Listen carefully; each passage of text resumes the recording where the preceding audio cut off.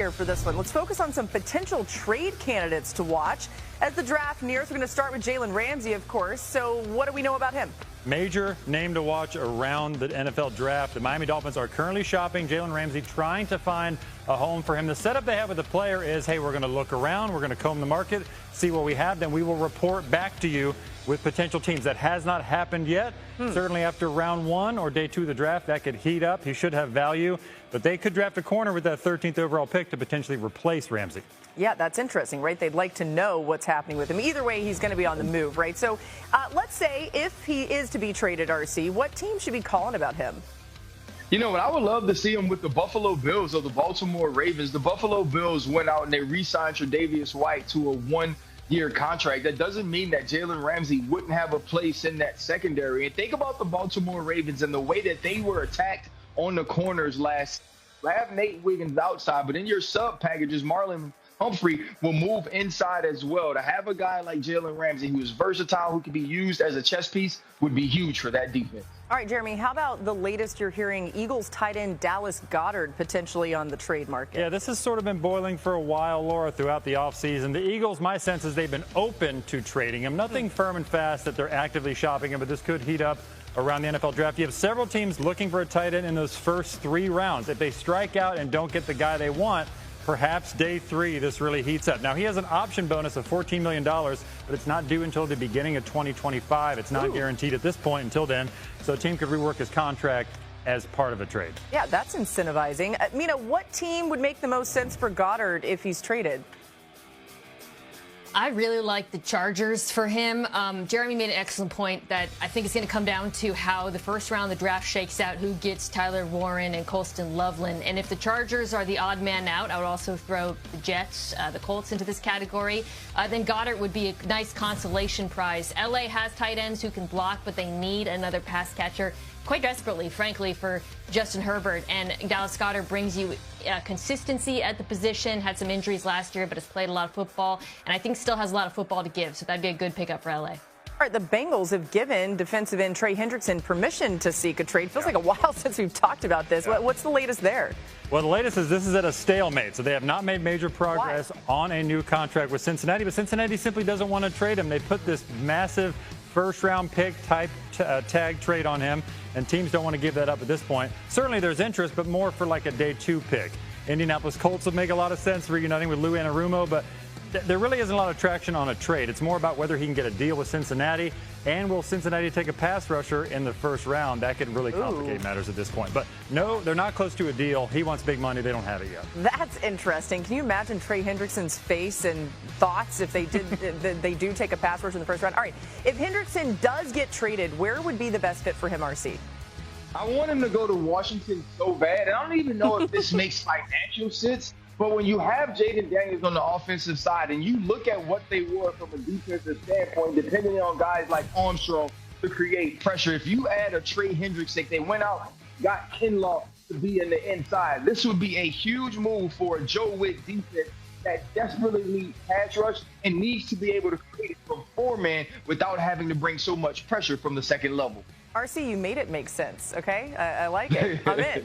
All right, you mentioned Kirk Cousins earlier, Jeremy. He's still a Falcon. What's holding up any potential deals? What's holding up is the Falcons are remaining firm, Laura. They don't want to move on this for a measly late day 3 pick. I mean, it would take real traction, real draft capital, or a team willing to pay a lot of the $37 million he's got in guarantees to make this happen. Teams have simply not been willing to do that. The Cleveland Browns have sort of moved on, getting Joe Flacco. So it's very possible the Falcons go through the draft and then they reassess. Maybe somebody makes a deal down the road for him. Yeah, somebody's going to need a quarterback, right? Mina, is there an ideal spot for Cousins if he does get dealt?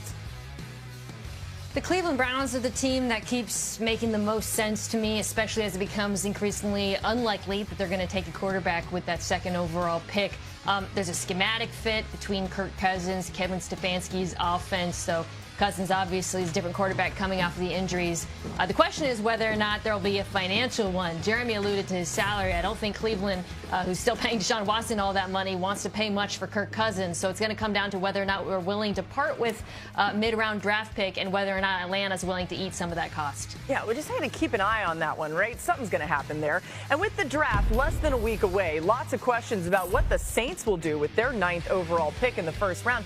Derek Carr's shoulder is injured. The severity of the injury remains unclear. Could that push them to take a quarterback there? New head coach Kellen Moore, of course, he could be intrigued by the opportunity to do so. And the Saints haven't been able to replicate Drew Brees' elite production since he retired. Over the last 4 seasons, Saints quarterbacks ranked 16th in total QBR, 19th in pass yards, and 25th in completion percentage. They've used 8 starting quarterbacks in that span, which is second most only behind the Browns. We were just talking about. Jeremy, what is the latest on Carr in this injury? Well, the latest is it's pretty clear to teams I've talked to that Derek Carr wants out of New Orleans. That's been clear to them back in March in free agency. It was clear they got signals that he was very open to that, but they ended up restructuring his deal. He's got these massive guarantees, but the shoulder issue that the Saints have known about for a while. Otherwise, they're just sort of waiting this out, and the Saints have done a lot of homework, meanwhile, on the quarterbacks in this year's draft. I don't get the sense that they would go quarterback at number 9 overall, but certainly number 40 overall in that second round, especially if there's some quarterbacks that fall to him. They could make something happen, which would apply more pressure on Carr potentially. It seems like a situation where they could rip the Band-Aid off and move on, but yeah, it seems like that's what he wants at this point. Okay, so I hear what you're saying about maybe they don't go quarterback at number 9, but let's say Shedeur Sanders is a possibility there. Well, not according to Schefter yesterday when we spoke with him. Listen to this.